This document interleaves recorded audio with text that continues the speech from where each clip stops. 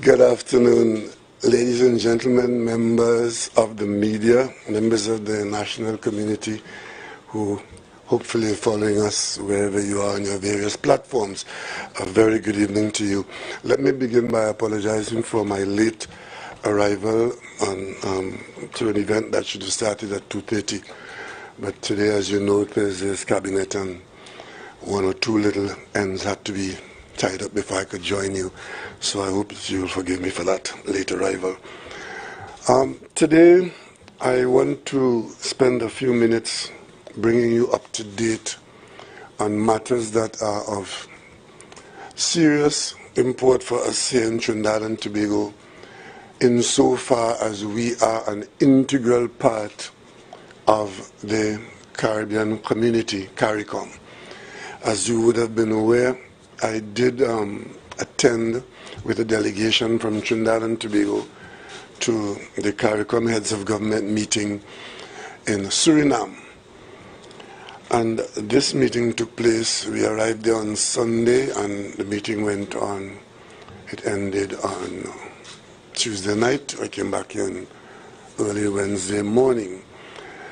I want to begin by saying that it really was probably for me the most productive heads of government meeting that I have ever attended, for the simple reason that the format was a little different and the nature of the work program was that we identified specific issues and took decisions on some very weighty matters. And hopefully that approach will allow the CARICOM territories to benefit from a decision-making exercise, ongoing as it might be, but along the way the outcome would be that certain things that have been to ambush or things that should have been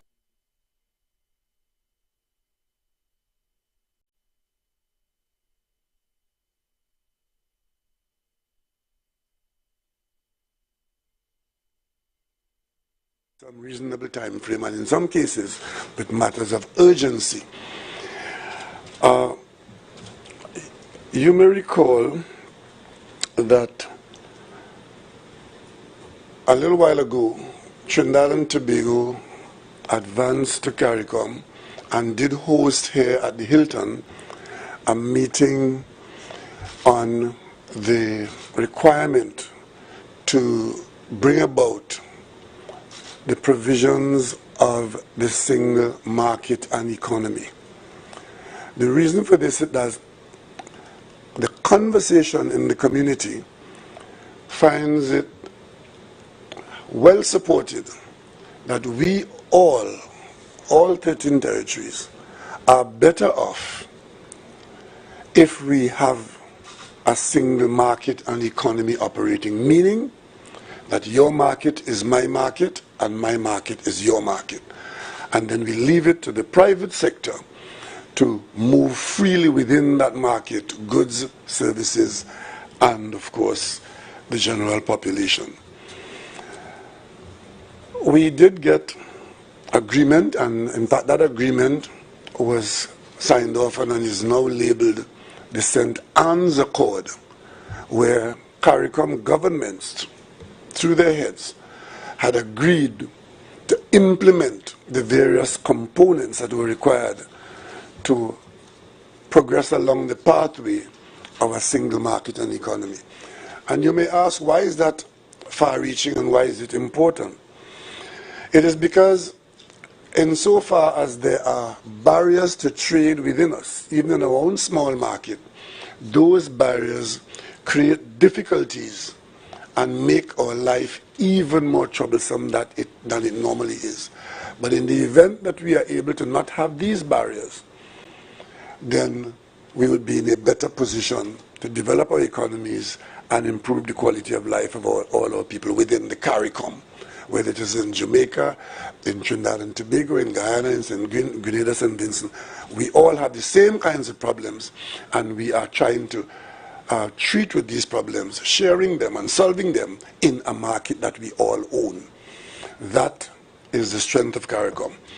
And we have discovered, as we did recently, in the Summit of the Americas in Los Angeles, that when we close ranks and operate as a unit, that it is very difficult for us to be ignored, even on the international stage outside of the CARICOM region.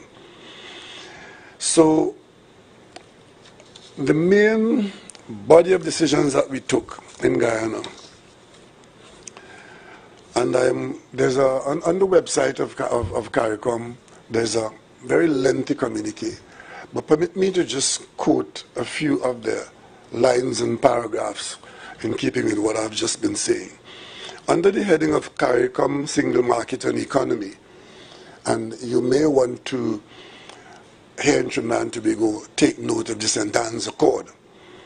Heads of government expressed disappointment at the slow pace of implementation of the CARICOM Single Market and Economy, CSME, and took immediate steps to move the process forward.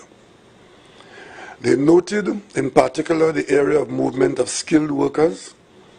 In that regard, agreed to definitions and qualifications for household domestics and agricultural worker and private security officers, which are agreed categories for free movement. Heads of government mandated the Secretariat to convene meetings of the Registrar of Companies and Ministers with responsibility for companies before the end of July 2022, which is this month, to elaborate the steps to enable member states to implement the principle of mutual recognition of any company incorporated in another CARICOM member state and report to the conference at its meeting in September. Let me just break that down a little bit for you. You probably would know by now, and members of the media must know, that in attempting to implement the single market and the economy, we have already established in law and in practice certain categories of CARICOM people who can move within the territories, a whole list of people, skilled people, teachers, musicians, technical people, and they're all laid out there. And then, of course, it is said that we are favoring the privilege. But the whole idea is to move towards free movement of people. But we don't have initially mass movement with no restrictions. We move by categories. So that has been going on. And what the CARICOM has just done is that for persons for whom the domestic workers and agricultural workers are important categories, they have advanced those as categories that need to be allowed to move more freely. For example, as you would know, there's Guyana, there's Belize, there's Suriname, where they, I would say, desperately need more people along the lines of agricultural workers. And therefore, in moving to CARICOM, single market and economy, we are saying that those categories of people should be allowed to move. Trinidad and Tobago, there are someone here already. And of course, there are domestic workers who can qualify to move within. There was a little difficulty with that before. Some people were saying, well, who is a domestic worker, who is a farm worker, and so on. And then it was raised at the meeting that here it is that we in Trinidad and Tobago have a history, and other territories admitted it, St. Vincent and Jamaica and others, where we send farm workers to other people's countries. But yet we are unable to have our farm workers move among us because we don't know who is a farm worker and what is a farm worker. So what has been determined is that we would use the ILO definition, and those definitions are available, and that then should remove the impediment of not knowing who is a farm worker or who is a domestic worker.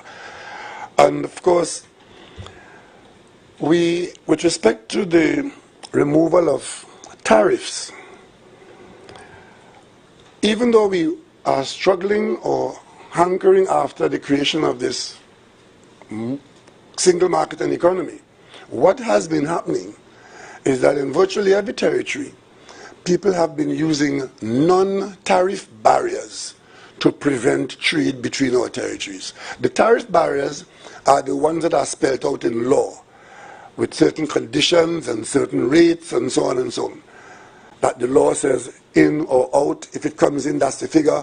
And of course, there's the quota that manages that and so on. But then countries at the individual level will go now and add, okay, if your dasheen is blue, then we say that blue dasheen is not good in our territory, and that's a non-tariff barrier. There's no tariff saying that you can't bring that in. If your meat is from Jamaica, there's no tariff that says that Jamaican meat can't come in. But somebody can say, well, we're not sure Jamaican cows are healthy. And then if Trinidad pork is to go out, somebody can say, by the way, you had swine fever 25 years ago, so we're not sure if you still have swine fever. So these kinds of things, even though what the region wants and is admitting is the best for us, which is a free market, which we call the single market and economy, where the market in Jamaica is the same market as the market in Barbados. So if you produce anything in this country, you're not limited to selling it only to Trinidad and Tobagonians, but the people in St. Vincent, Grenada, Bahamas, they too are your market. And therefore, you can see a higher and wider horizon. But if people are there putting in these barriers, then all that we do is talk about it every 6 months, and we do not get it done. At this meeting in Guyana, in Suriname, steps have been taken to ensure that we remove non-tariff barriers while being careful not to encourage the deleterious aspects of movement of materials. For example, ensure that we are still cognizant of phytosanitary conditions, to ensure that only healthy animals are moved or healthy meat is moved, and plant material that can be deleterious to other countries not moved. But we don't use those as barriers unless there are scientifically and technically sound reasons for doing so. And of course, there are lots of other instances one can point to where local interests put flimsy things in the way and get obstructions to incoming materials. And that is in fact widespread across the region. Now, rest assured that when, I'm not saying if now, I'm saying when we establish what the heads have just instructed the Secretariat to do, that Trinidad and Tobago suppliers can more easily supply what they produce everywhere else in the region. But by the same token, other people who are producing similar things or things that we do not now allow in, they will now have access to our market, because the underlying principle of the single market and economy is that my market is yours and your market is mine. So as long as we remain part of the CARICOM under law, under the Treaty of Chaguaramas, and we admit that we are better off under the single market and economy, let us prepare ourselves to receive the outcome of that. And we are sure that much of it would be for our benefit. But there may be instances where there'll be conversations that, well, maybe this, that, no, and this, not so, but we are taking that plunge, not unilaterally, but as a decision of the CARICOM under the Treaty of Chaguaramas. We cannot stay where we are and every 6 months talk about what we want to do, knowing full well that we don't intend to do it, because we are more concerned about preserving the status quo. The heads of government has determined the time has come for us to not just talk the talk, but walk the walk along the way towards the single market and economy as envisaged and committed to here in Trinidad in the St. Anne's Accord. Now, we have been pushed to this, not because we all just got there and got a vaps and say, now we're going to be different to other prime ministers in a different era. The current circumstances in the world have pushed us to this, particularly in two areas. One is the area of food supply and food security, where as a result of COVID-19, a pandemic that none of us who are alive today have been ever exposed to before, we have just experienced and we are still experiencing it, COVID-19 for over 2 years. And one of the things that came out of that is our vulnerability with respect to obtaining adequate and affordable supplies of food in a world where when everybody is scrambling for food, we are likely not even to get scraps.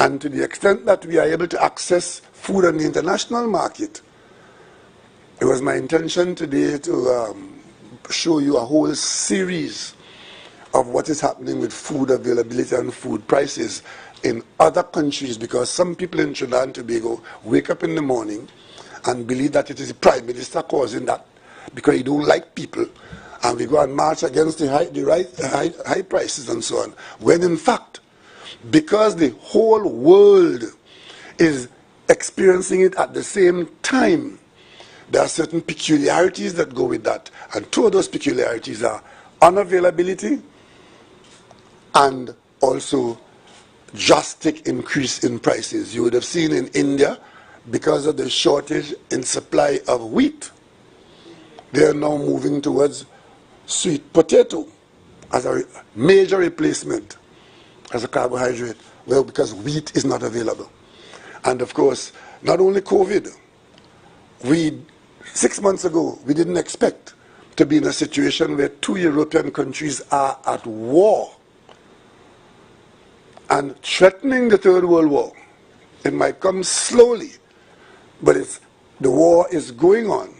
In Ukraine, Russia is involved, and immediately the world food supply is threatened, the world fertilizer supply is threatened, the world fuel supply is threatened. And of course, CARICOM has had to act. So we've dealt with these matters in that context where we have been pushed to take the decisions that we are taking now. And of course, with respect to food, when you look at the communique, you would see it says that we've given ourselves a target to increase our food supply by 25%, to reduce our food import bill by 25% by 2025. That may not sound like a lot, but what you're recognizing here now is the extent to which we are dependent on imported food. So even when we make a major step in trying to deal with our imported food, we can only reasonably set a target of 25% reduction. That should tell us how exposed we are. And to do that, the heads, there's a quasi-cabinet operating inside the CARICOM where different heads of government have responsibilities for managing the efforts of certain aspects of our concerns. Guyana has been responsible for driving the initiatives on food, and you would have seen just over a month ago, I think it was, I did visit Guyana when Guyana hosted the Agri Forum and Investment, when some major presentations were made, and a number of CARICOM heads were present to receive these reports and plans.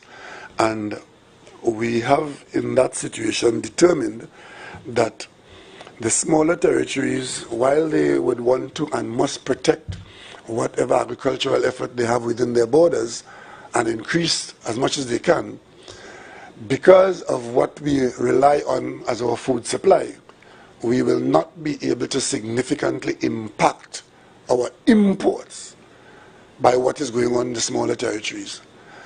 What we can do to bring about that outcome of significantly reducing our dependence on external extra CARICOM supplies is to use the resources, mainly the land space, that is available in 3 of our territories, Guyana, Belize, Suriname, and more importantly, the existing operations that exist on the Venezuelan border with Brazil, where one of the smaller Brazilian states, Roraima, is prepared to function as a 14th CARICOM country without being part of CARICOM, but to bring into CARICOM by geography, because it is so close.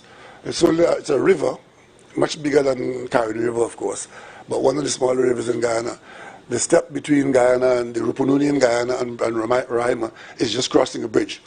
And you're into significant existing production of protein and carbohydrate food, large volumes of food material, which the Guyana effort leading CARICOM to food security and engage in food supply creations have brought Roraima into our equation to support CARICOM's effort to ensure that food is available in CARICOM, coming all the way from Roraima through Guyana, through Trinidad and Tobago, and all the way up to the north, to ensure that nobody in CARICOM is short of food under any circumstance.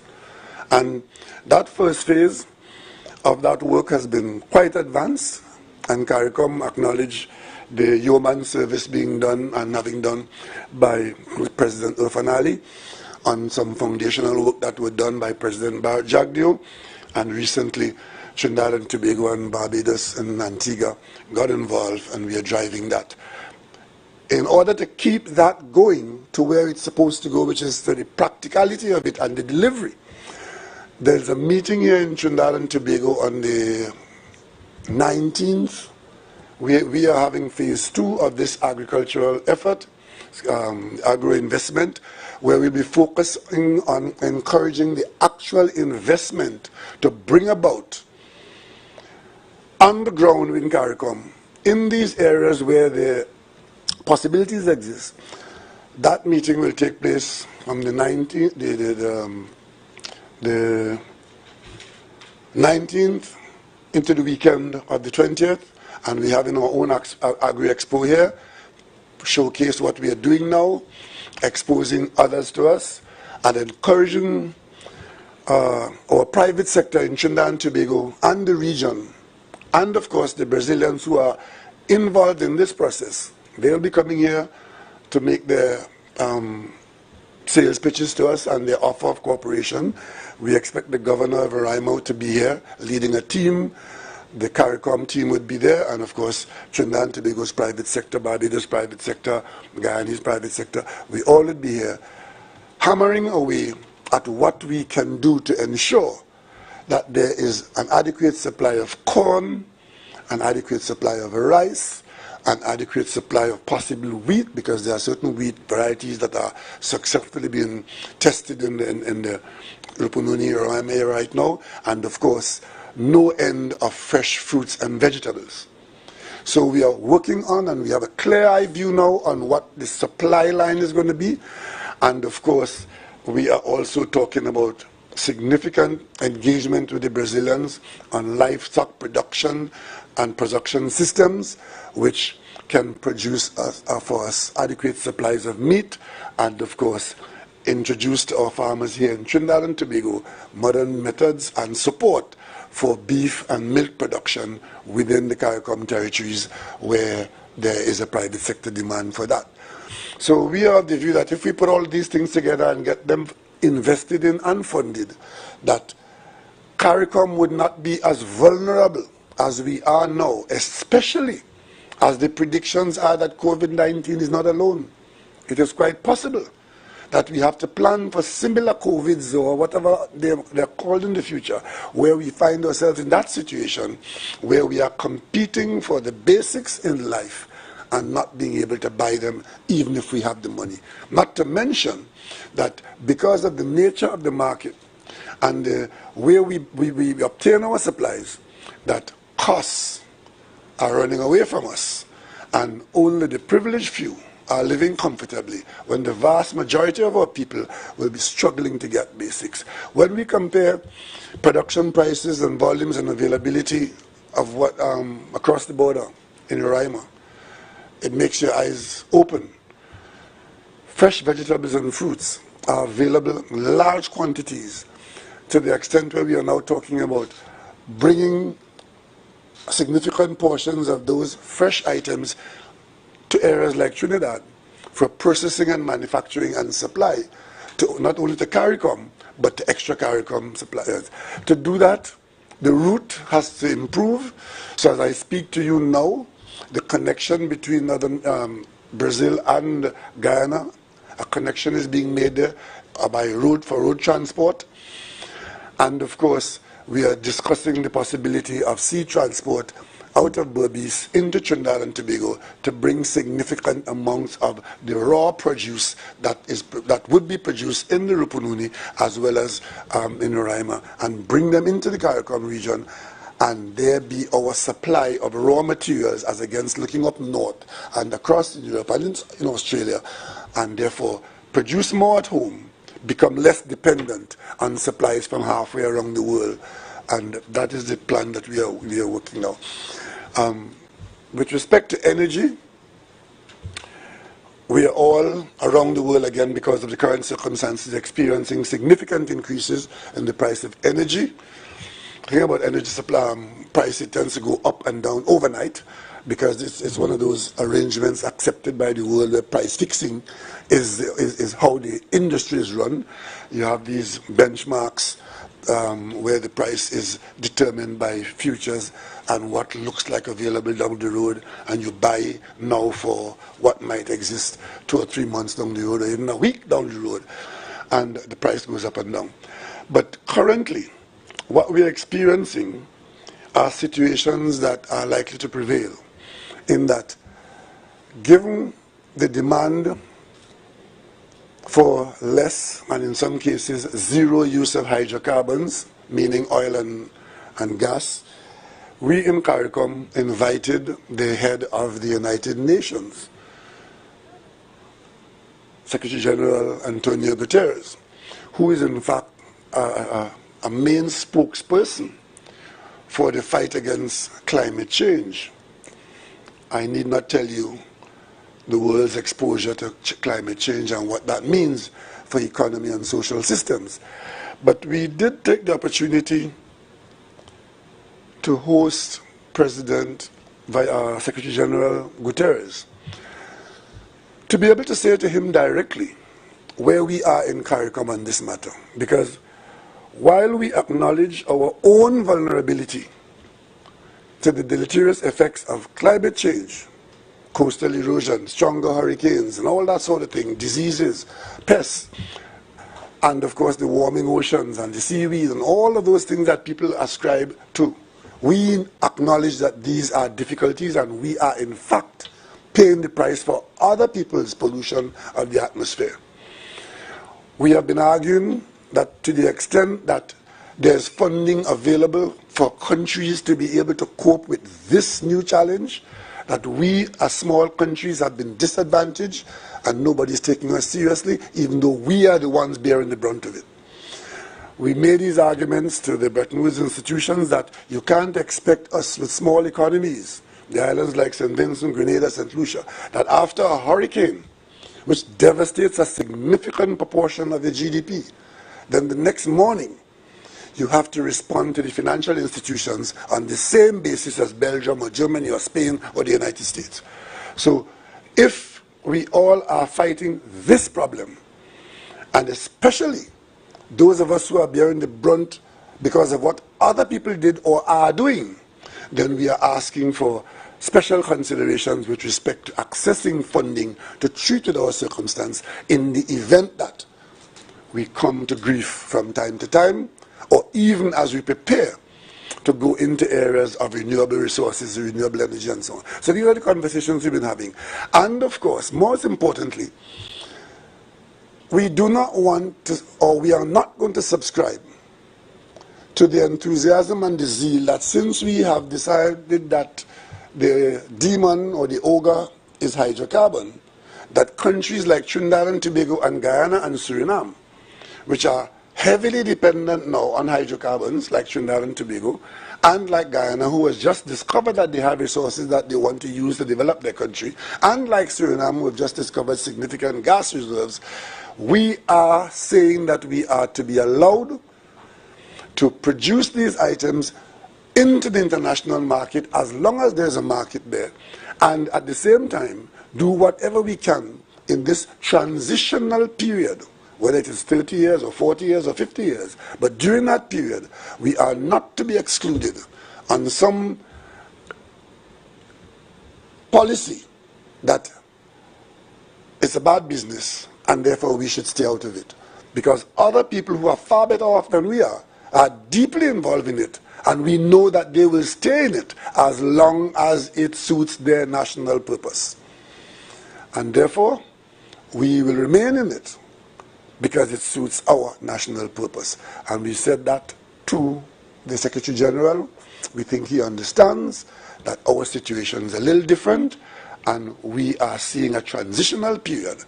And during that transitional period, which will be, for us, we think it's going to be fairly long, and we will trade our products. And of course, insofar as we are trading gas, LNG, we are in fact helping the situation, because we are taking the position that gas is the clean fuel, and insofar as more people are using LNG, coming off coal, coming off oil, then those of us who are supplying gas, we are helping in the fight against climate change and its deleterious effects. So those are some of the things but you will see a bit, you can get into a bit more detail if you go to the website of the CARICOM. And now, having spoken about producing food, more food around the region, especially in certain areas in the region, the immediate problem that comes to face us as the logistical impossibility of getting that done is the whole question about transport. So transportation loomed large in our discussion and decision making. And before this meeting, the one in Guyana, when all that I just mentioned was our discourse and decision making, at that meeting, CARICOM directed me as head of Trinidad and Tobago to work with the CDB towards determining the feasibility of reintroduction of marine transportation, because we have to have significant marine transportation. And we are discussing that along the models of the federal boats that had used, at the time we had the federal maple and the federal palm that went between the islands every day, carrying people and goods. It was the best time for those of us who moved around affordably in the region. And if we are going to produce significant amounts of raw material in the areas of Suriname and Brazil and Guyana, then to move them into Trinidad and Tobago and to the other islands where they'll be utilized, and to get them processed here, we would need proper transport. And therefore, the CDB and the team from Trinidad and Tobago, we have done some work which we presented, and we've got some clearances from this to carry on. And at the same time, Prime Minister of Barbados, who is responsible for finance and financial matters in CARICOM, she was authorized to look for the funding to fund those vessels as we are concluding that we have to have them. She's done some significant work on that, and to date we are in very productive talks with potential funders from the Middle East, the Emirates, Abu Dhabi, and Qatar, and places like that. They are interested in helping us and in taking some of the responsibility of getting us to have these infrastructure in place. We did have as a guest at the CARICOM meeting a senior minister from Saudi Arabia who presented his country's position with respect to the role that they could play in matters of energy and finance in the region. This is the first time we've had that kind of contact, and it has been very comforting to know that we do have these people who are able, for whom the immediate financing of these matters is not a problem, and also, like in the case of the Emirate countries, who are very well experienced in dealing with ferries and marine transport among their territories, to want to work alongside us. So Prime Minister Motley is working on that, while I'm working with the CDB on the specifications and feasibility of ferry service and cargo marine service. And these are all given high priority. But initially, the focus for that marine transportation of goods, particularly large volume agricultural goods, is between Trinidad and Tobago, Barbados, Guyana, and Suriname. We're looking at this zone, but we can have another zone up north between the Leeward Islands. And then, of course, the issue of air transport came up.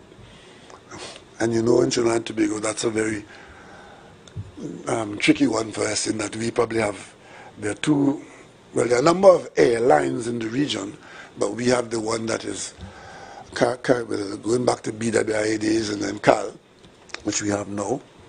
I should tell you our position in all of these matters with air service is that Trinidad and Tobago is not interested in, as a government, to get involved in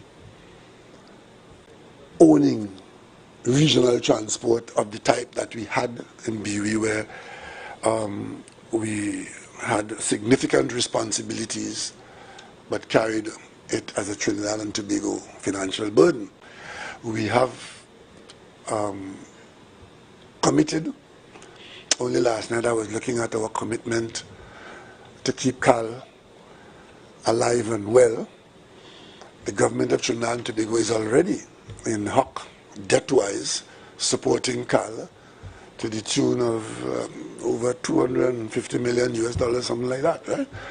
And of course, CAL's existence in the marketplace as an airline and flying routes are under the instructions of the government of Trinidad and Tobago to only fly routes that are commercially viable, and if additional routes are available outside of CAL's own decision, the territories that want those routes will have to contribute towards their sustenance. As you know, we in Tobago, we pay Virgin, we used to pay probably American Airlines, literally pay them for seats not taken, so as to preserve the route into the territory. Now, if the seats are, if the route becomes attractive and it is filled out, then there's no cost. But to get the route started and supported for some significant time until it becomes viable and be known, the standard practice now is that the country that is asking for that literally have to put up a letter of credit up front. And if the seats are not taken, then that letter of credit pays for the empty seats. But if you manage to market the route and the seats are taken, well, then you don't, excuse me, you don't have to pay. These are some discussions that have to take place among the territories, but CAL would be there, but not taking a burden in the way that we have been accustomed to, because even as they are operating now on the limited schedule that we are using on the more profitable routes, CAL is still relying on the Minister of Finance of Trinidad and Tobago for significant support, and COVID did not help that. I mean, we have supported CAL considerably to be able to have an airline operating, maintaining all the benefits of having the airline by putting the resources of the people of Trinidad and Tobago virtually alone in this matter. But the region is looking for help, and maybe some kind of arrangement of, hub and spoke arrangements can be brought into bear, but we leave that for those who are involved in it. But the policy as to what role we would play is pretty clear. And if I may just mention on energy again, the CARICOM heads have made two clear declarations, requests, taking positions with respect to the Petrocaribe, where the government of Venezuela at an earlier time had put something in place called Petrocaribe, where CARICOM territories, not Trinidad and Tobago, because we didn't access it, we didn't need to, but most CARICOM territories, all the small ones for that matter, were able to obtain oil from Venezuela at a reduced price on financial terms that they could have afforded, and that had proved to be a great benefit to them. And because of the United States sanctions against PDVSA, the Venezuelan oil company, our territories, our small territories here, have not been able to enjoy the benefit of the Petrocaribe arrangement. The OECS, which as you know is a subunit within CARICOM, they have gone to Venezuela and they have got the commitment of the Venezuelan government to restart Petrocarib. But that can only happen if the United States sanctions are given some reduction in its effect and a waiver is granted or the sanctions are removed. So CARICOM has called on the United States to remove the restrictions so as to allow our small territories who have been benefiting from Petrocarib to access the oil that Venezuela is making available on the financial terms that they have benefited from. CARICOM has also observed Trinidad and Tobago's position where we can do a whole lot better for ourselves, the region, and I dare say the world, by maximizing our infrastructure in producing more LNG, more fertilizers, if we are able to access more gas. We are not now accessing more gas because of United States sanctions against Venezuela. We have everything in place, we have a term sheet in place, we have a price arrangement in place, but we can't access the gas across the border. We so far have got agreement and we are working on accessing our portion of the Loran Manatee field, but our position is only 27% of that. The Loran aspect of it would make a great benefit if Venezuela is so inclined to allow us to access it. And of course we did negotiate with Venezuela to access significant gas reserves 17 kilometers from our hibiscus platform, and that gas reserve is in the Dragon Field. CARICOM has joined Trinidad and Tobago to make the request that we not be so stymied by this unilateral existence of a system of sanctions placed on Venezuela. You would have seen the United States itself is reviewing its position with respect to Venezuela. I can tell you that for the last 2 months, we in Trinidad and Tobago, we have been working very hard with the United States. We have in fact made an official request for a carve-out, for a waiver, so that we can proceed with our business as a nation, treating with our resources on or across our border. And we are anticipating that, given what we are facing now, that the same way CARICOM has been pushed towards getting on with the business of our CSME, that the United States would see the benefits of allowing Trinidad and Tobago to do its border and cross-border trade in energy, because the whole question of fertilizer is now as important as the fuel that goes into the tanks of vehicles, because a lot of food growing areas are now threatening to either not sow seeds or to increase their prices considerably because the price of fertilizers have gone up so significantly, largely because of the removal from the market. The two protagonists in the Russia-Ukraine war are people who are engaged in this business of fertilizer production, wheat production, and of course, since they are busy killing themselves, the food supply to the rest of the world is significantly curtailed. And it is our view that CARICOM has a role to play and could play a role if only we are allowed to do so. So you would see the specific wording of that in the communique of CARICOM. So I'll leave you there to go look at, see what we dealt with. One other thing I want to mention that CARICOM has taken on board, because I did tell you that just before COVID struck, we were at the level of CARICOM, mainly Barbados, Trinidad and Tobago.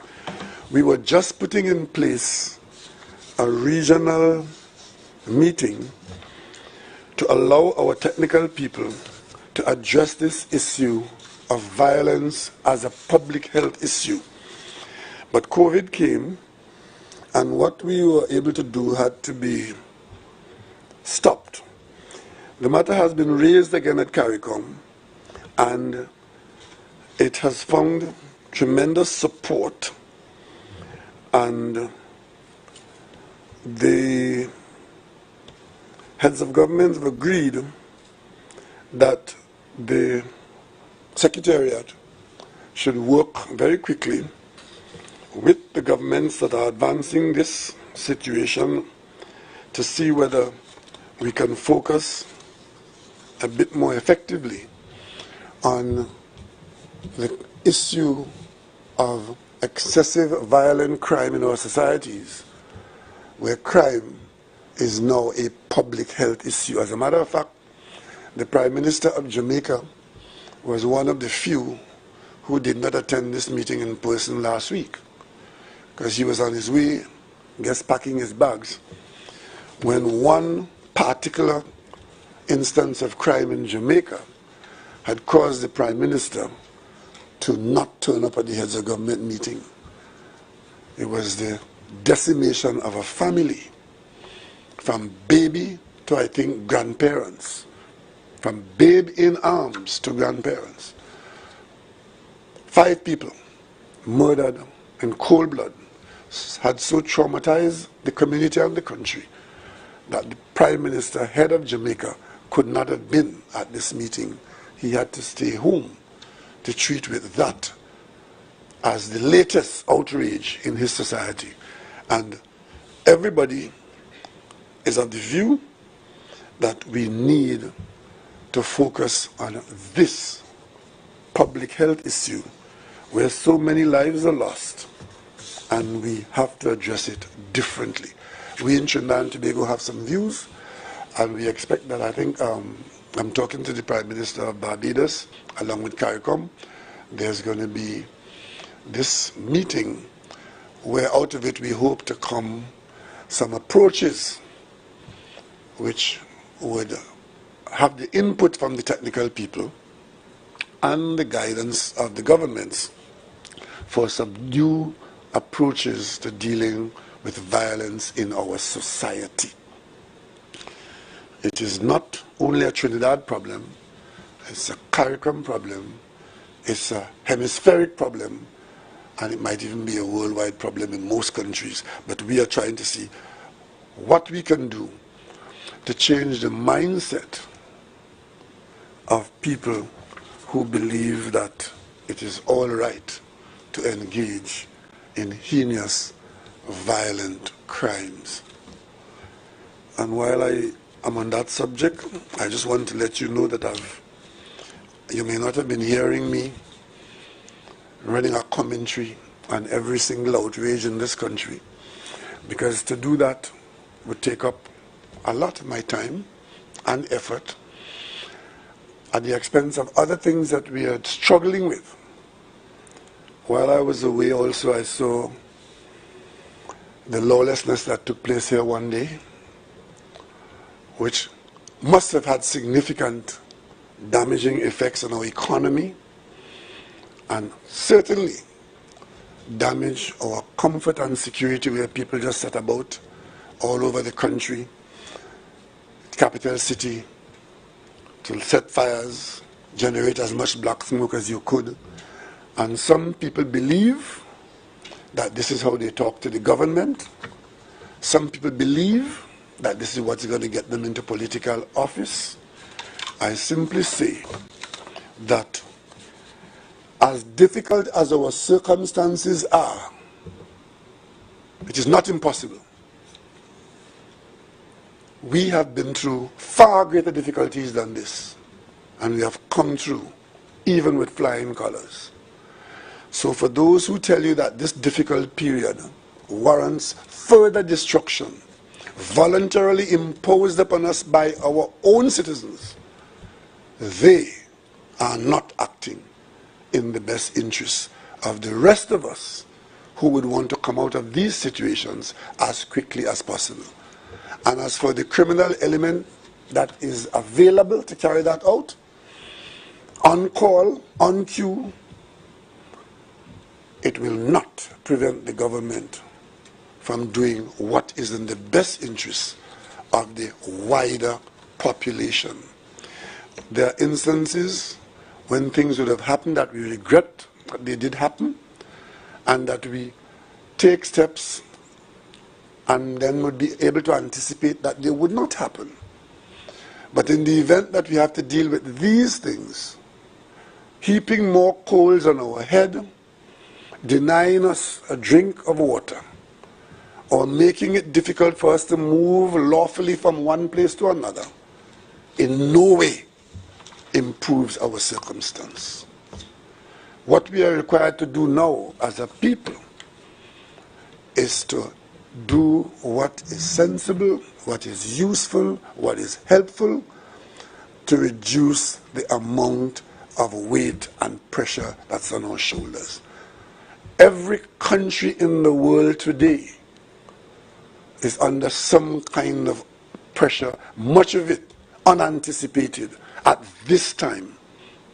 Doesn't mean that it would be like this all the time, but for this time, that is what is happening, and we are required to put our best foot forward. So those kinds of disturbances, we're better than that. Not getting everything we need, it may not be available, but insofar as it is available, it may be turn by turn. Let us have good sense prevail. The other issue I want to mention before I come to you members of the media is this matter of the failure of the bail bill in the Parliament yesterday. Some people would see that as something to crow about because it was the government that took it to the Parliament, and it was the government that would have failed. I just want to point out to the population, yes, it was your government that took it to the Parliament, but standing in your shoes. It was the people, through their government, representatives in majority, who went to the Parliament and said that there are some of our citizens who are literally taking decisions to have a life of crime, and such persons from time to time are apprehended by the state's agencies. And of course, going back to 1994, how long ago that would have been? 1994 to now? 28 years? 28 years ago, the situation was like that. 22 and 16. 30 years, 34, 38 years. In 1994, the situation was that bail that was available on call, and the Bail Act was there, that if you are charged, you can get bail except for specific offenses. From day one, certain specific offenses were accompanied by a denial of bail.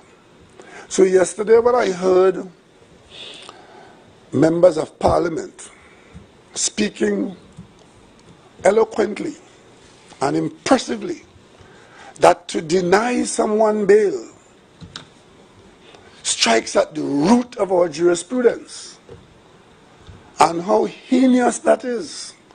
And of course, we should not contemplate denying people bail. I just want to let the population know that from day one, depending on the nature of the crime and the situation in the country, the Parliament of Trinidad and Tobago has taken steps to reduce the access to bail.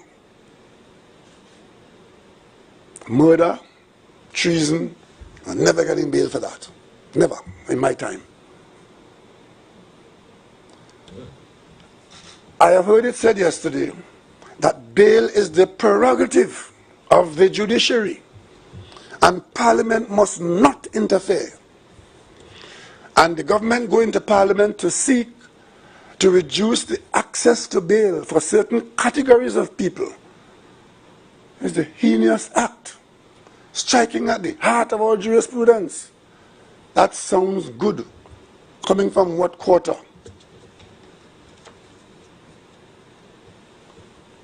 Now, the logic would be that if the society, through its people's representatives in the majority, have found it necessary, because of what is happening in the country, to go to the Parliament to restrict bail, it is because it is thought to be deemed to be a response to the situation that exists now. I could tell you, I have been in the Parliament for a long time. And on 12 occasions, this argument that was presented yesterday would not have been presented in the Parliament. Because on 12 occasions, the Bail Act was amended. You know why? Because at the various times between 2005 and 2015, various groups of parliamentarians would have seen the situation in the country and wanted to protect the population from that small minority who engage in criminal conduct, sometimes with impunity. So in 2005, Act number 19 of 2005, Act number 32, 2005, Act number 30, 2006, Act number 10, 2007, Act number 15, 2007, Act number 25, 2007, Act number 17, 2008, Act number 9, 2011, Act number 11 of 2011, Act number 12 of 2012, Act number 1 of 2014, Act number 7 of 2015. Every one of these acts on the part of parliamentarians during that period, on all those dates that I just mentioned, were amendments to the bail situation in this country, where the people, through their parliament, were seeking to restrain persons who would have been accessing bail, would have been benefiting from bail, but most importantly, even as they got bail and retained their freedom, they come out in the society and continue along their merry way. So to tell us today that to leave bail to the courts and the Parliament must stay away from it because either one, it brings no assistance, or two, it is the prerogative only of the judiciary, that is what yesterday's vote meant. That the population is now satisfied by a majority vote in the Parliament that we need not do anything about bail, and that bail would remain freely accessible to persons who would have claimed it as they needed it, as they are apprehended by the police. And that is in the face of common knowledge that there's a small group of people in this country, not the whole country, a small group of people who, many of them arm themselves, frighten, threaten, and hurt people as their livelihood in some instances. And of course, the numbers were given to the Parliament yesterday. It wasn't even 200. It was 100 and something people. I think 120 or something like that. Persons who had been denied bail on the grounds that 116 people were denied bail as the law had made provision for, on the grounds that they had been seen by law enforcement as frequent offenders. And of course, it is not that they're denied bail ad infinitum. There's a restricted period. And of course, it has been shown that that was having an effect. Because I heard it said there were 75 people who were on 5 or more criminal charges, serious charges, but who still, bail was still easily available. But why would you want to interfere with bail for people like that? If they have to come out and work, put on a work to get the money, to pay the lawyer, to go to the court, to delay the case. Why? We're not fooling anybody in this country. Eh? You might think that you've done the government something, but the government went there on behalf of the population, the vast majority of the population, who we believe are saying that persons who have that kind of known record should not be able. The same way in the very beginning when somebody says if you kill somebody, you should not get bail. Your case not tried yet, you haven't been convicted yet, but you're kept incarcerated. That decision was made by our forefathers long, long time ago. And then every one of these amendments that I mentioned, they all 12 of them, they had certain restrictions as to certain conditions that will apply for that amendment to apply. So it wasn't a question of denying bail as a feature of our constitutional right. It was setting certain conditions to meet the circumstances that we are living with. I didn't hear that in the past. I didn't hear that. What I heard is that to deny bail is in fact striking at the root of the separation of powers, because bail is the prerogative of the judiciary. Without casting any aspersion on our judiciary, because I want to tell you, I still maintain great confidence in our judiciary. But suffice it to say that I am still very unhappy at the rate at which justice is dispensed in Trinidad and Tobago, and the ease with which people who are harming our society are walking in and out of the courts in Trinidad and Tobago. And it is coming to a stage where the vast majority are now afraid of the small minority. That's what it is. The vast majority of us are being made to be afraid of a small minority. I would hope that eventually, if what was said is true, that the judiciary would step in and bail and its availability to persons who have demonstrated the intention to live a life of violent crime, that such persons would be restrained from doing it with impunity. I want to also mention that as a matter of national security, I have asked the Attorney General to consider whether we should not, from here on in, and for some restricted period of time, prevent the marketing of used metals in Trinidad and Tobago. Because it appears as though there are persons in our society, and I hope it is not that they have a right to do so.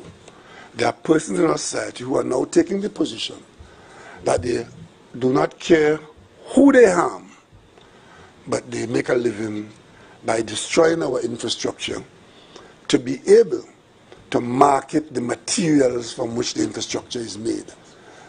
And pick it up in our country, manhole cover, doesn't matter if you fall in the hole and break your neck or kill your child or kill your wife. Manhole cover, they're selling that. Cable, they cut the cable. Now they're cutting the water lines. And it doesn't matter how many hundreds or thousands of persons are inconvenienced or hurt. But that market is now thriving. I have asked the Attorney General to look at it, to see what is available to the government, so that we can try and protect the population from this kind of behavior. So, ladies and gentlemen, these are difficult times. In many ways, confluence of difficulty. But, as I would say, As I know, we have been through more difficult periods, and we've come out of it by doing the right things for the right reasons. If you have any questions, I will take them now. Yes, just identify yourself. And good afternoon, Prime Minister. Charlene Rampersad from Guardian Media. You spoke about the protest that we saw happening on Monday. Do you have any comments on the police-involved shooting of these 3 young men on Saturday morning, which would have led to these protests? Well, as I said, that there are things that happen that we expect not to happen, that we hope will not happen, and that circumstances don't develop when these things happen. And I do not, there's an investigation taking place, and I would not want to comment too widely on it, but I would have rather if that did not happen. So, and we await the investigation, and those investigations will tell us the extent to which it was an action that was avoidable, reasonable, illegal, or legal. So we await that. That is how a civilized society treats with these things. I know that emotions are high. The loss of life, the loss of friends, the loss of family, loss of community members, it brings pain. And people feel that pain. But we need to not create more pain for the wider society. Let us handle it in a civilized way, get to the bottom of it. We have instruments in place for dealing with that, and we will deal with it, because we don't encourage wrongdoing where wrongdoing appears to have taken place. You also spoke extensively on food security and food insecurity. We saw just 2 weeks ago, to the date exactly, Trade and Industry Minister would have mentioned that the government is considering different proposals to assist vulnerable families to cope with the increase in the flour price. Can you tell us, give us any sort of update on where that process has reached?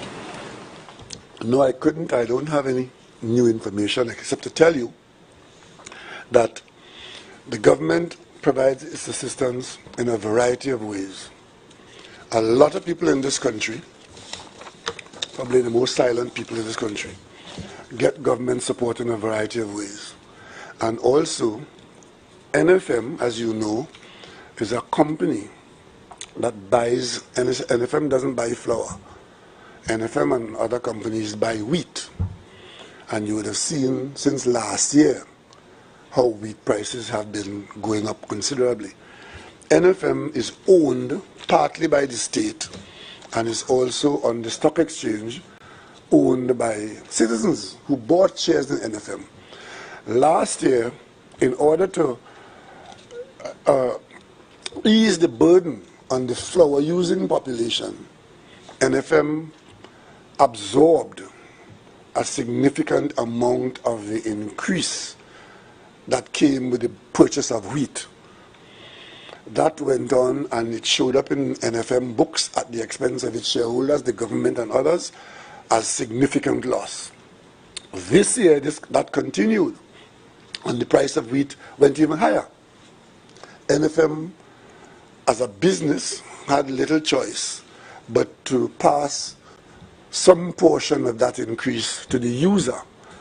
And therefore, I don't know that the government can intervene to ask NFM to do what it did last year, which is absorb the cost and subsidize the product. If there's any way that the government can help, as the minister said, we would look at it to see.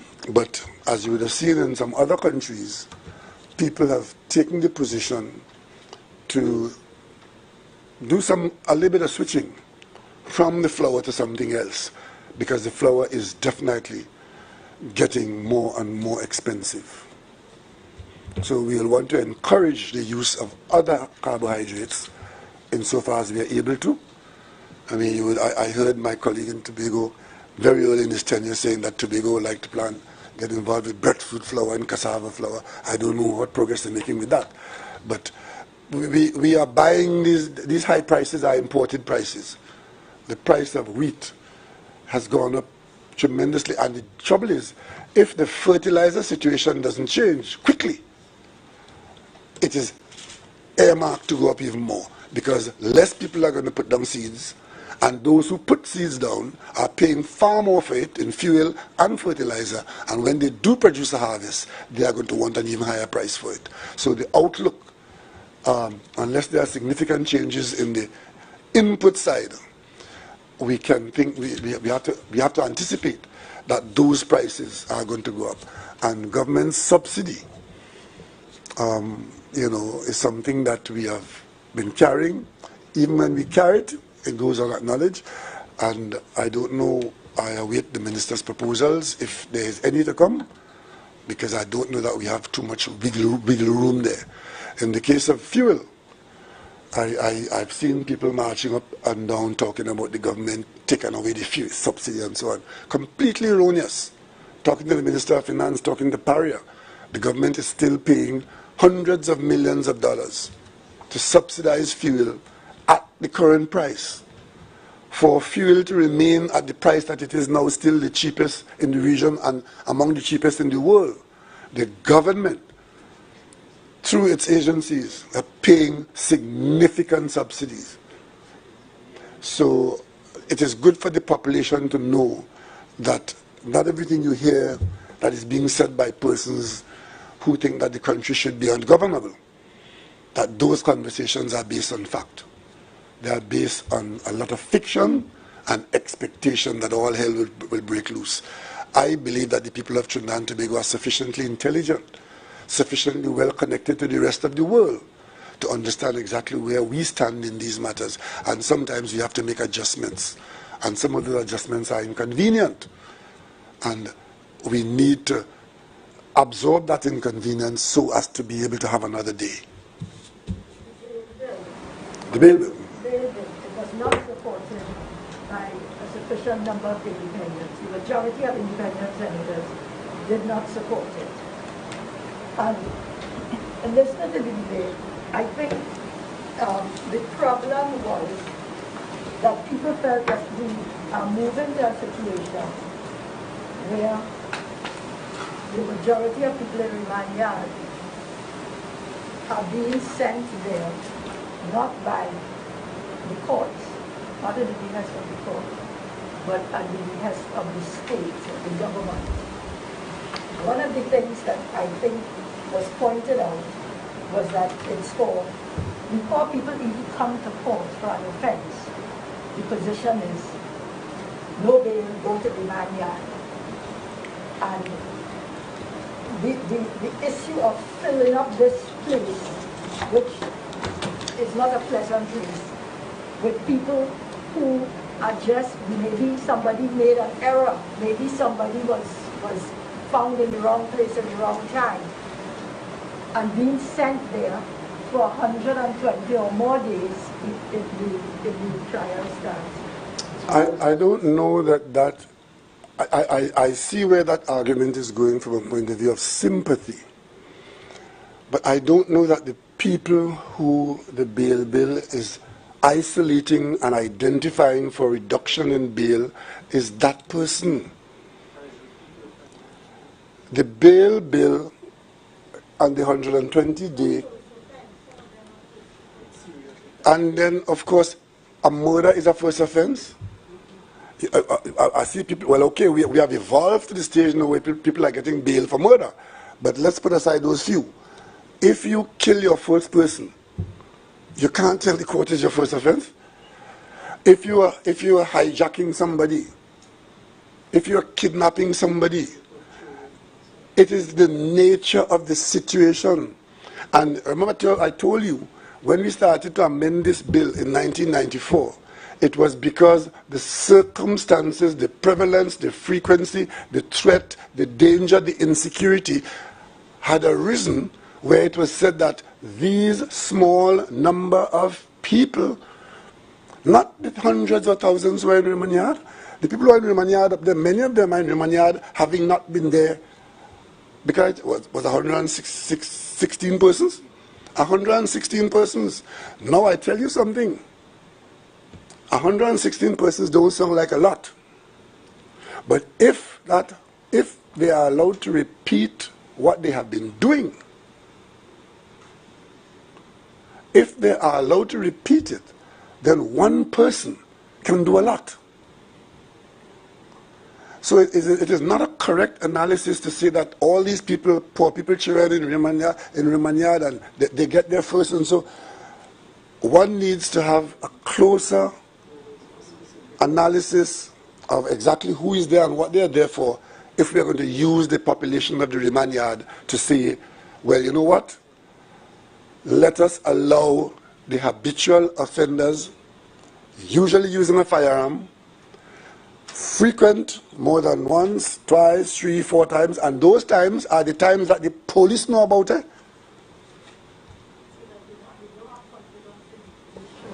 In the what? They don't have confidence in the judiciary to deal with it. No, you shouldn't say that. I started off by saying that notwithstanding, I have confidence in the judiciary. Therefore, he wants to treat the people. Let me tell you why.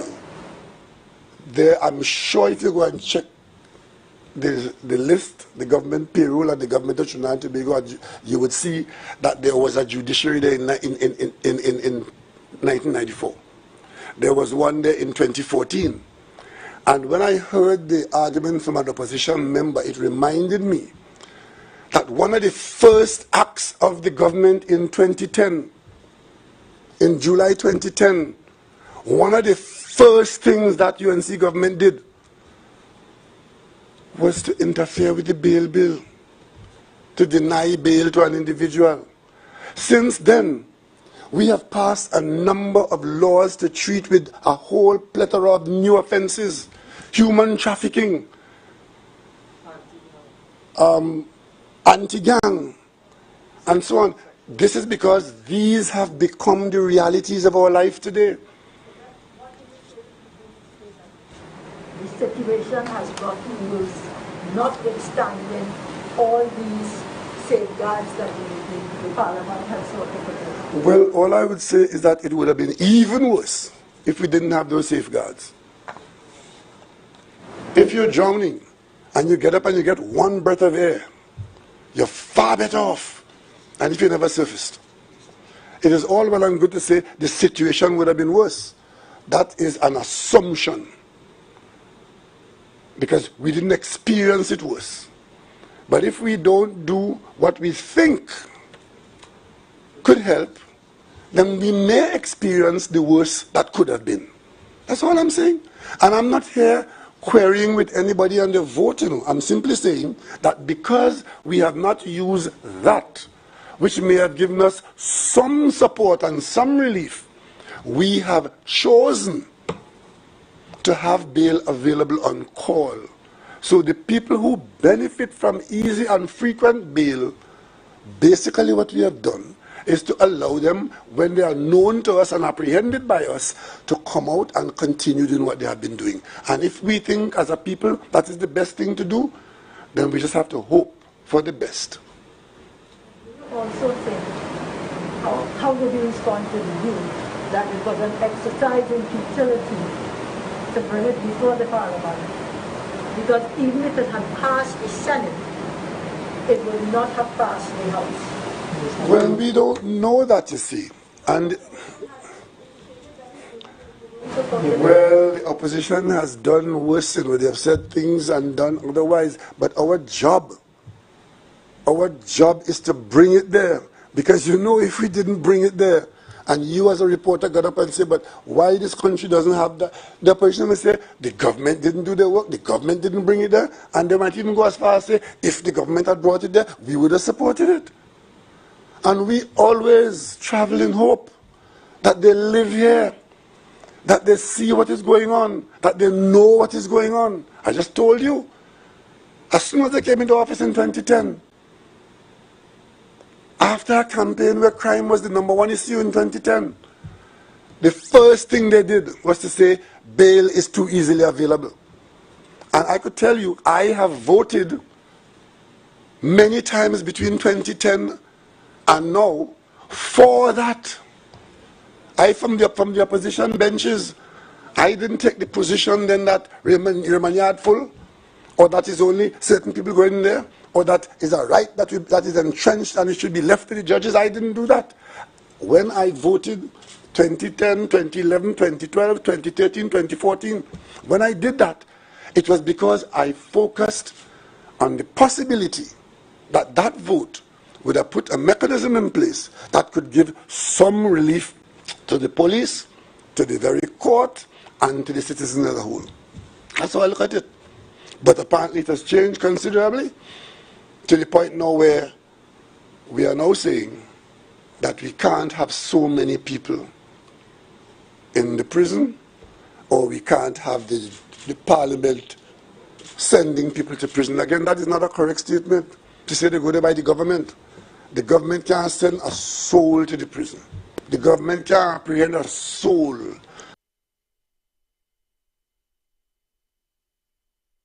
As government, as parliament. It is a police officer who would have apprehended somebody, and the minute that happens, the law that the country would have passed through its parliamentary process kicks in, and there's no role there for the government. None. The government role stops after you pass the law in the parliament and you put the resources there for the agencies to identify who did this crime and to whom. So when somebody getting up and saying, all the people up there, the government send them there, that tells me that they do not seriously want to engage the issue that is threatening life and limb in Trinidad and Tobago. We are, in fact, a very violent society, and some people have seen that now as something that they could use to prosper by. That is the unpleasant reality of it. And how does one treat with that as human beings? We need to restrain those who are so inclined. And how do you do that? Through laws, because we are a law-abiding society. We aim to be. What about the alternative? I listened to Giant that he says something at something reasonable, which is that the Attorney General, the previous Attorney General, had said it costs $25,000 a month to maintain someone, a prisoner in remand yard. And she pointed out that the cost of an electronic bracelet is $12,000. And therefore, it makes economic sense, instead of going the route of that, to get more people to buy more electronic bracelets and use that as a mechanism to deal with crime fighting, rather than just putting people there and feeding them at a much higher cost. That is a specious argument, because the electronic bracelets are in fact being used under circumstances where that, by the system, the judiciary and otherwise, is deemed to be the appropriate action. Well, we never had any at one stage. We have some now, we're getting more. It's being utilized. But to say electronic bracelet as a substitute for bail, it may arise in certain cases here and there. But that is where the judiciary is making that distinction. That, but the bottom line is, that is a reason not to support the bail bill. Because if it was as simple as that, we just close down all the prisons and put a bracelet on everybody. Is that what it is? Bracelets more effectively and using. Well, as I'm saying, it is. But the fact of the matter is that the use of the bracelet is a part of the package of tools that we're using to respond to the criminal element. Right. Whether enough of it is being used or so is another story. But the bottom line is, it is not a substitute, right, for people who are on a number of charges for violent, antisocial action. Go in and come out of the revolving door and go on, right? Because I'll tell you something, once you choose crime or you get involved in crime, there is a push factor to get involved in more crime, because crime costs money when you fall into the hands of the law. But the first thing you need is to try and get your freedom. And that freedom is to be had at a cost. You're going to be represented by a lawyer, and it is not cheap. And many of the said people who you say end up in remand yard, those people are not people of means who have go to the bank account and take out a certain amount of money and pay the lawyer. But they have to pay the court. They have to pay the cost of getting back that freedom. Where do you think it's coming from? Where's it coming from? 5, 6, 7, 8, 9, 10 charges with these fees to pay to preserve that freedom. Where do you all think this money is coming from? And all the denial of bail is doing is trying to restrict that opportunity while the court system looks at the evidence and hopefully will dispense justice in time. Yes, Alleyne. We saw just about a week ago Mr. Enel resigned from the NGC. Can you tell us when we're going to get a new chairman appointed? Yes, the cabinet will appoint a new chairman very soon. It's under consideration. As soon as we appoint someone, on the very day you will know. Darren Lahore from the Newsday. So, in relation to the criminal justice system, you're aware there are many moving parts to have from arrest, conviction. Incarceration before trial is one part of it. And if you look at the statistics, we would see that someone charged with a serious offense or a repeat offender would have to spend a considerable period of time incarcerated before they get trial. Sometimes as much as 10 years, 15 years, 20 years. Now, at the end of this cycle... Are you raising that in the context of the 120-day bail? I'm raising it in the context of the presumption of innocence and the issue of the Bail Act not getting any support in the Parliament. That's not true. It got support. It got considerable support. It didn't get enough support. Well, getting support to be enacted beyond August 4th. So, in that context, do you think that the conviction rate in this country is not as it should be? And if someone spends 15 to 20 years in prison awaiting trial for an offense, a serious offense, that albeit a serious shooting, chopping, robbery, and at the end of the day, when a jury determines on the guilt or innocence of an accused, usually it is a test on the evidence of either the police officers, the forensic evidence, or the witnesses in the case.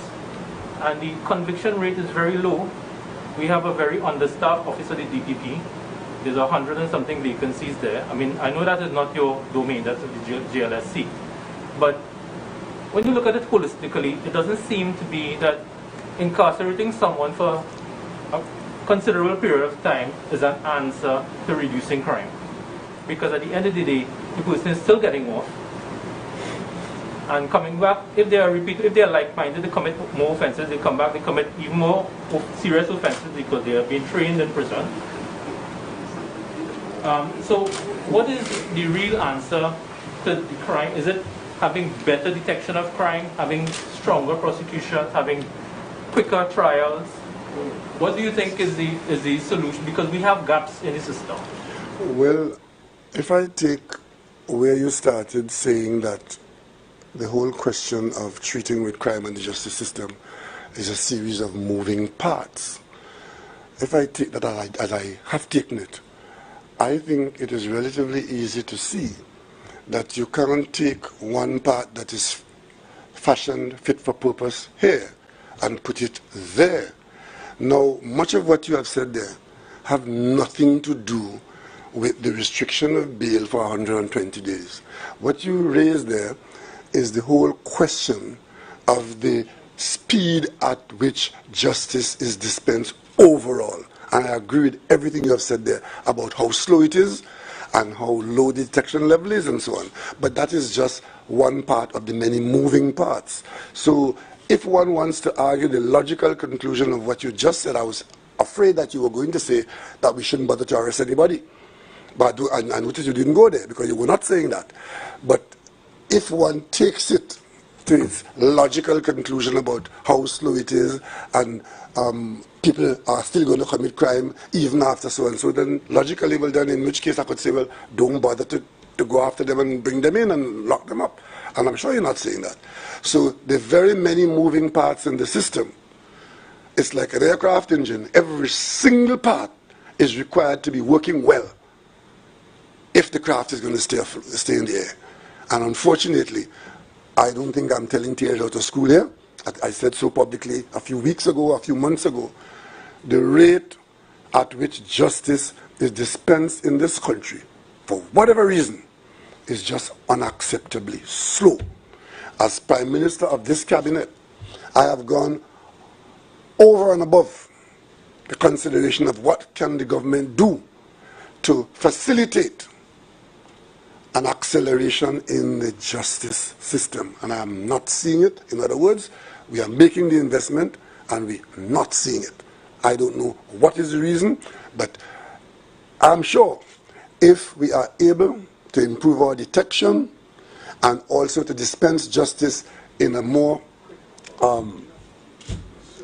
in a swifter fashion, that will have some effect on the situation.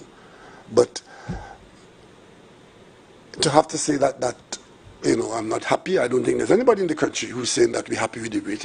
I mean, for a person to be in detention, in remand for 15 years, that is just unacceptable. And the one question I would ask is, how did this happen? How? I don't know the details. I've read about it, I've heard about it. Question is, why is this happening?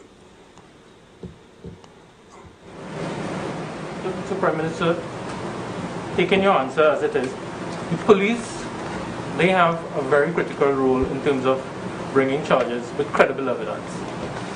And oftentimes you would see serious criminal cases are falling down because of police not being prepared to prove the case that they have brought before the court. And in the meantime, that person, as you just said, and you agreed with me, that they will have spent a considerable period of time incarcerated on a charge, an allegation. They are still presumed innocent, even though they may have multiple charges. It's the onus is on the state, and the state in this regard is the police, to bring credible evidence which will stand the test before the jury.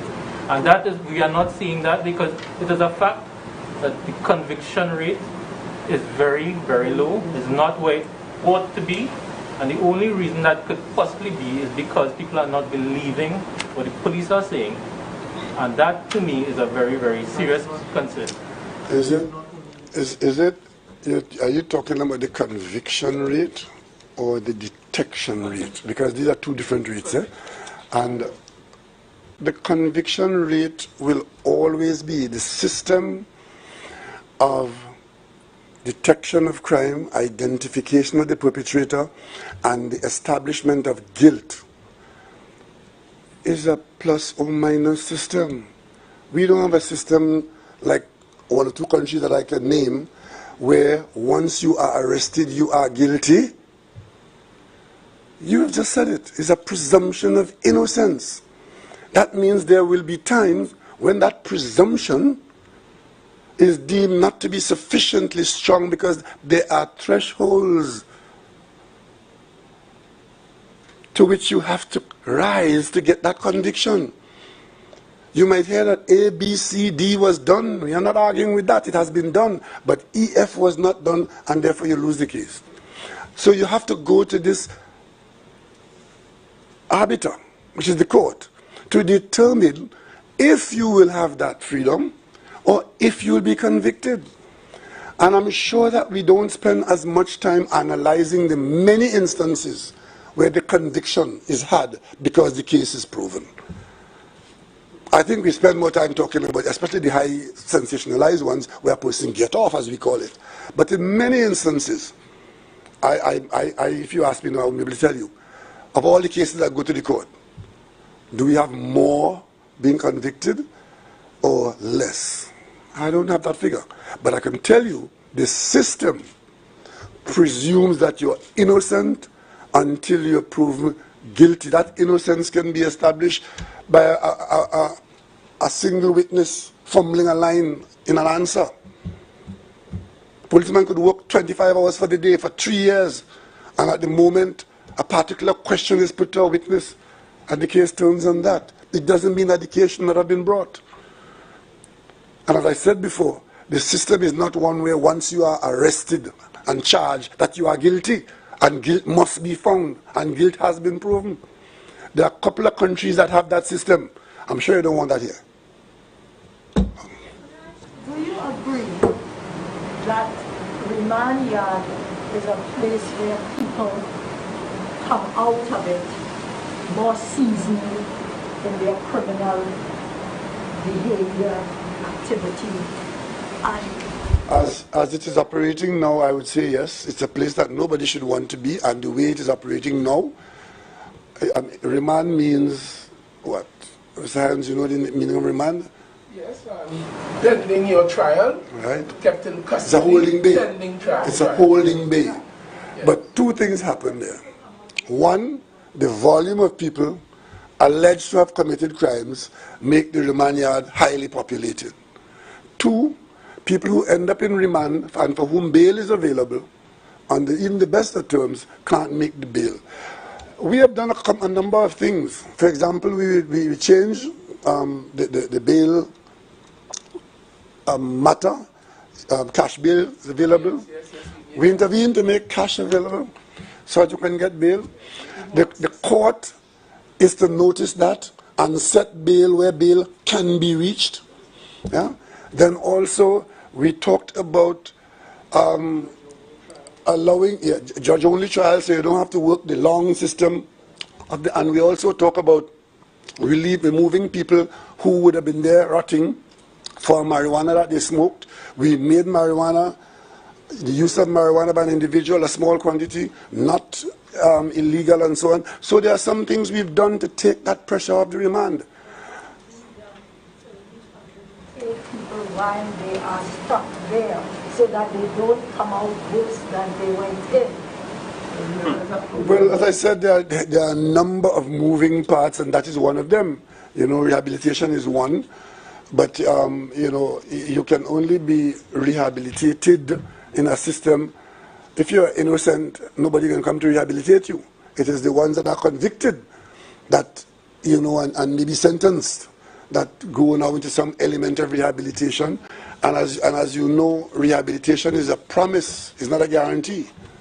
There's no guarantee that this effort to rehabilitate you will change your attitude.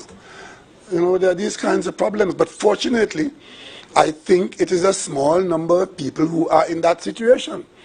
And therefore, we ought to be able to make a better effort and a stronger effort to not let this small population of people be such an issue in the country. Prime Minister, can you say what happened to the promise to eliminate preliminary inquiries? That matter, we passed some of it in the Parliament. I think some of it is proclaimed. And we are working towards, it is in operation, there's some proclamation issue. And of course, the last I heard, there was some last minute requests for some tweaking. But the intention is, as we did say and do in the Parliament, that we would move the system to one where preliminary inquiries, which is that first trial, before a trial, does not form part of the system, because that was, in fact, deemed to be a major contributor in terms of how long a person, you know. But there are people who are opposing that to it, because there are people who believe that their best chance is to get to a preliminary inquiry and try and not get the matter heard so that the evidence doesn't come out. And therefore, if you can escape at a preliminary, and the preliminary inquiry becomes a whole trial by itself. Initially, a preliminary inquiry, as Sir Larry would say, in my early days, I knew a preliminary inquiry was just to establish whether, in fact, a prima facie case was made out against you, and that somebody wasn't just charging you and jailing you capriciously. Now the preliminary inquiry is a matter for the Privy Council, and every comma, whose shoelaces tie, who buttered the bread, and so on. All that is in a preliminary inquiry, because there are people, once they have the means, for whom the preliminary inquiry is their best attempt to escape justice. And people who have that problem, I don't know that we can say don't try to escape justice. The law provides the openings and they use it. And the government from time to time will come in and try to prevent the escape through hatches and loopholes. So it's an ongoing, evolving thing. Yes. So, one of the things that I presume is before you, I understand that the President, Office of the President would have written to you in relation to existing vacancy for the Deputy Director of the Police Complaints Authority. The Act as it is, there must be a director and a deputy director for that body to operate. The vacancy came about on June 28th, if I'm correct, and since then there have been 4 fatal police killings. 3 of them, including the teenagers who were shot dead on Independence Square, and another guy who was killed in Mova. I'm told that there are some mechanisms in place for the PCA to continue to operate, but not the way that it should be, to gather the intelligence, to gather the evidence, to ensure that there is no possibility of cover-up in those cases. Is that a matter that you are dealing with? And have you consulted the opposition leader on this matter so that that vacancy can be filled with expedition? The Police Complaints Authority, to the best of my knowledge, continues to function. The Police Complaints Authority doesn't go out of office because the deputy is not there. But steps are taken to appoint a deputy upon the end of the term of that the person who was there. You correctly said that person's term came to an end, the contract came to an end on the 28th of June, which was 2 days before the end of the month. It requires the appointment is done by the Prime Minister and the Leader of the Opposition agreeing, and if that agreement is not had, then the President can go ahead and do it in her own right. I can tell you that the system is working. I have received the request. I have put it to the opposition leader. Only, I think that correspondence started moving on the 1st of July. And it is moving. It is now with the opposition leader to determine whether she agrees with what is put before her. Based on my agreement or disagreement and hers, and it will put the President in a position very soon to make an appointment, either based on what we have agreed to do, these 2 offices, Prime Minister and Opposition Leader, or if we can't agree, the President will proceed to appoint somebody. That is the law. And so therefore, it is not really accurate to say that because the deputy is not there, they can't proceed to look at these matters that you have mentioned. However, the role of the deputy is important, otherwise there wouldn't have been a deputy there. But the absence of the deputy for a few days doesn't mean that the entity is not functioning. I want to go back to something you spoke on earlier. You spoke about the issue of food availability and food security. You being a farmer, I'm sure that you would go to your garden and reap what you eat. How has you changed your diet to move away from foreign inputs? And what advice would you give to the average person in trying to be able to change their diets, to move away from the foreign inputs? Yes, there are certain things that we are accustomed to, like cereals and so forth, but there are certain things that I'm sure that we can grow here. And on the flip side of that, we spoke about the CARICOM countries, including the state in Brazil being a 14th state for CARICOM. Are we going to say who plants what so that there will not be a glut? Well, all of those things, let me answer the first part first. My personal diet is like everybody else. It's personal. You decide what taste you like and what you eat more than others. And of course, some of us make an effort to eat what is deemed to be the healthy food and not just the tasty one. So I haven't had personally to make any adjustment in my own diet, because the things that I like, which is what really drives the diet, is what you like, you eat, are still available. Some of it I produce myself, some of it I acquire. And a lot of it, our country produces a fair amount of healthy food, fresh vegetables in particular, but that does not form a sufficient part of the diet of the local population. And that is an area where circumstances sometimes push you to that. Because once you can get what you like, you do not set about to change it. In areas where there's real difficulty, you eat what keeps you alive. And we're not there yet. So I would think that if we are to strengthen our position, a diet change even a small shift would be useful and may be forced upon us. I mean, the external prices of some of the staples that we have been accustomed to, that price pressure might cause some people to think maybe I could use something else that is cheaper, which incidentally may turn out to be healthier. So these are things that we encourage.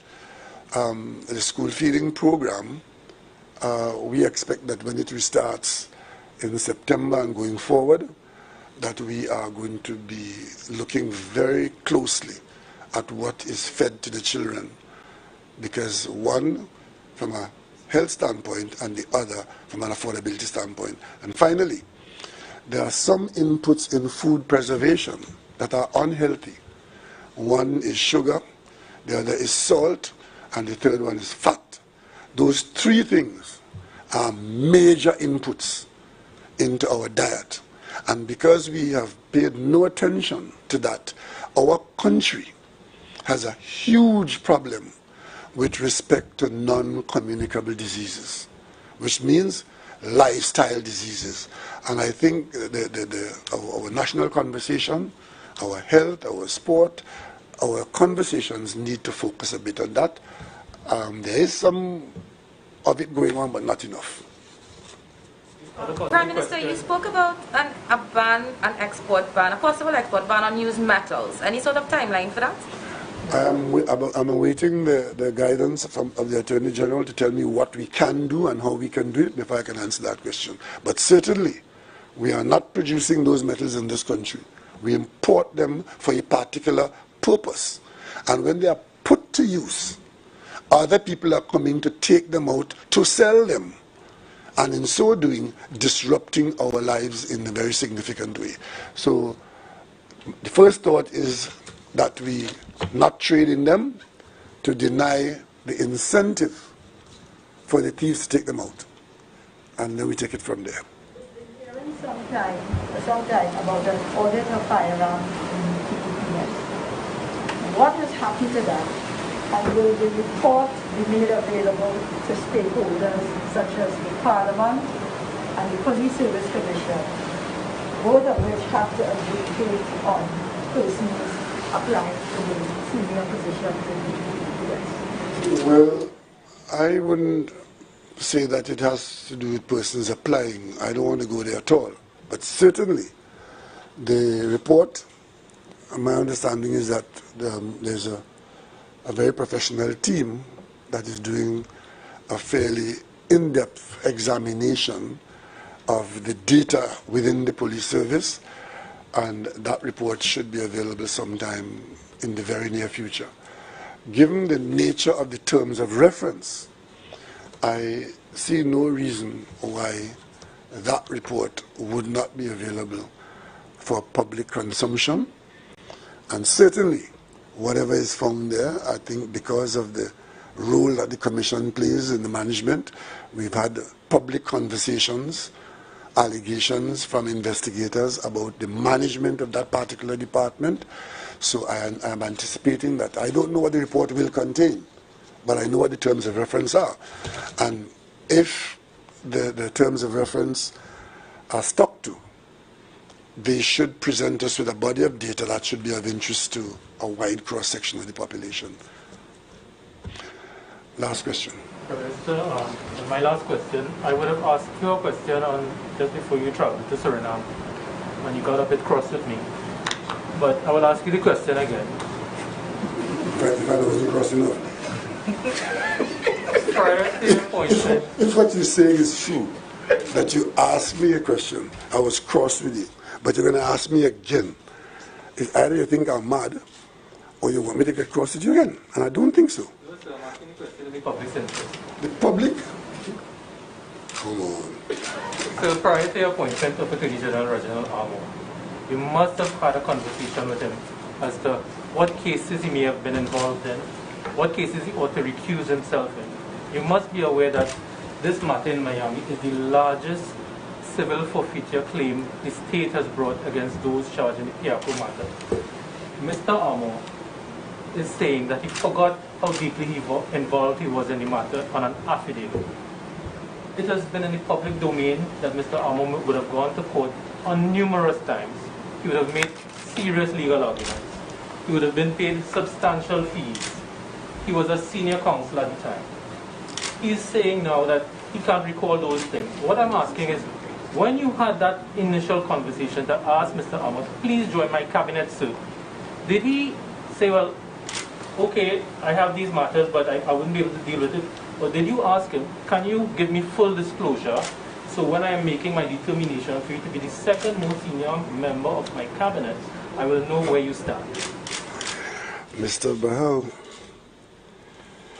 all of that description is good, and I would love to see you at the cabinet table or somewhere else making it. Mr. Amo is not a pick-up side person who was brought into the cabinet as Attorney General.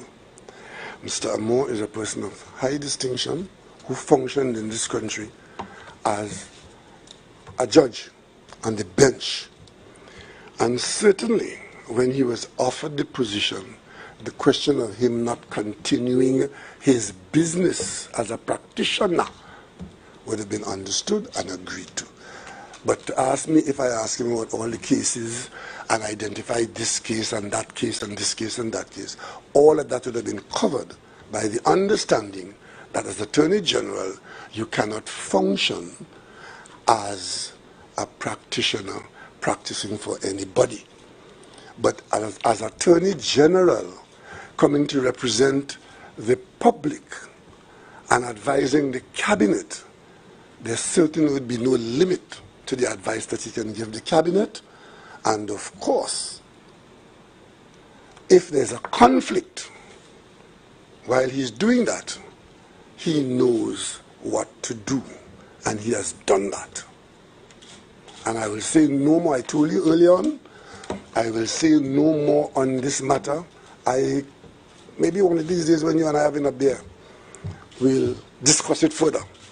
But right now, where it is where it's at, that kind of interpretation that you are putting on it is not going to serve the purpose. And I'm glad to see that you have identified and that the whole idea of this matter of fraud against the state is so important that it is now attracting the attention of the media. I say no more. I let the court do its work. And with respect to who I select to put in the cabinet, I take full responsibility for that. And with respect to the motive as to why anybody will do what you are implying that is done, the case has not been made. Thank you very much, and I hope to see you all again sometime soon. We have one more question.